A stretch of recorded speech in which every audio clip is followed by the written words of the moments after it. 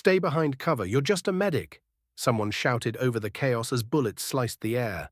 Sand exploded, radios screamed, and she, smeared in dirt, blood streaked on her cheek, was dragging a wounded soldier by his vest through enemy fire.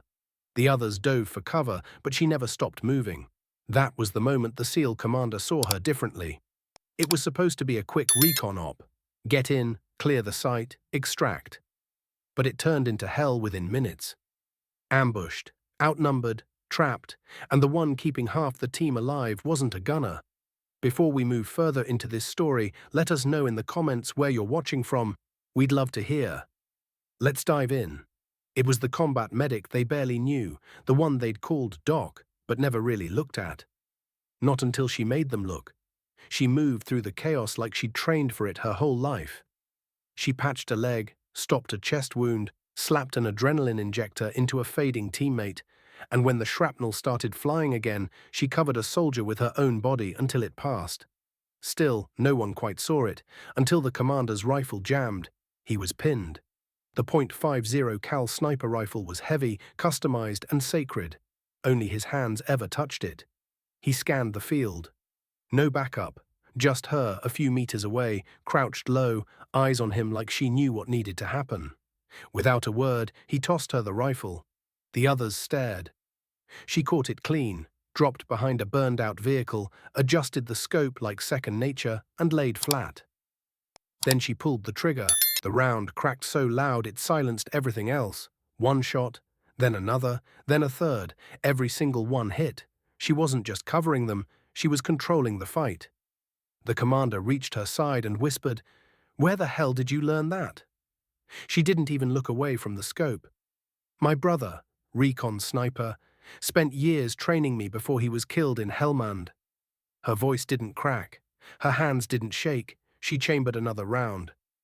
The SEALs stopped seeing a medic. They started seeing the only reason they were still breathing. Back at base, the story spread faster than the dust cloud that followed the Black Hawk. They called her a ghost, a guardian, a miracle in desert camo. But she just went to the med tent, cleaned her gear, and checked on the wounded.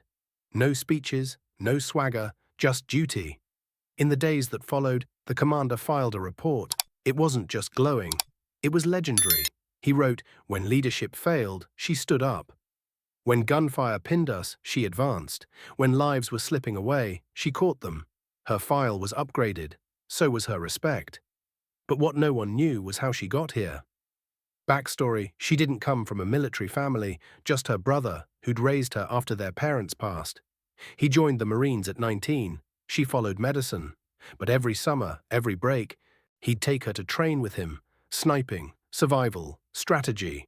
He said, "One day, you'll need this. Not for war, for people." When he was killed in action, she enlisted the next week. Not for revenge, for purpose. She became a medic, but never stopped training like a soldier. Every spare hour went to shooting drills, weapons handling, reading tactics. She didn't want to be another pair of hands. She wanted to be the reason someone made it home.